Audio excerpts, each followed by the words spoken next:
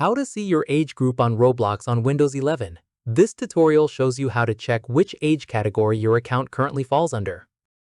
First, open your browser and go to roblox.com.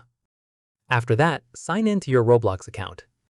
From there, click on the gear icon at the top right. At this point, click on Settings from the drop-down menu.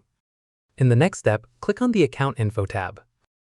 Following this, scroll down until you see your birth date listed on this page.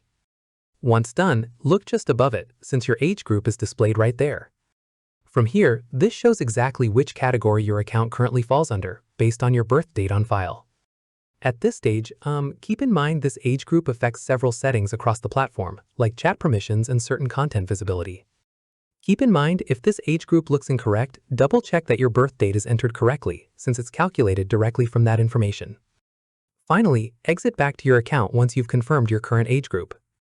And that's it. If this guide helped you see your age group on Roblox on Windows 11, give it a like, subscribe for more Windows tutorials, and tap the bell icon for updates. See you in the next one.